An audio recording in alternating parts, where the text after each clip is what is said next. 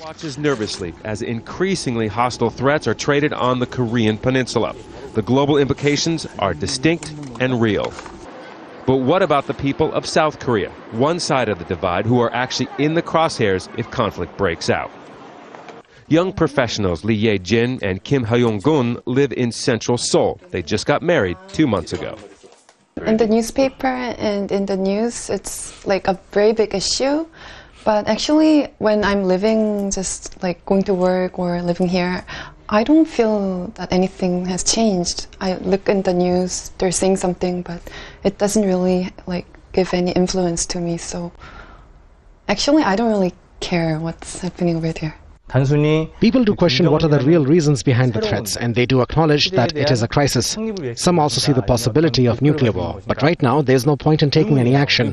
We don't have a bunker to hide in. People don't really show that they are concerned, but they just go on with their daily lives.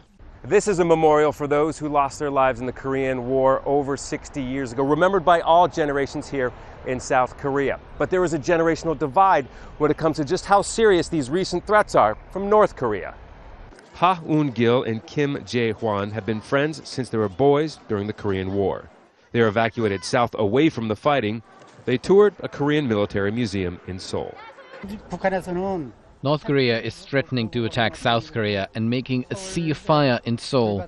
People are so anxious and worried about these threats. I've experienced the Korean War when I was 10 years old. If another war breaks out, countless number of people will be killed. War would only damage both Koreas. But with thousands of American troops based in South Korea and several UN Security Council resolutions against Pyongyang, a direct attack by North Korea would also make this a conflict that involves nations well beyond this peninsula. Scott Heidler, Al Jazeera, Seoul.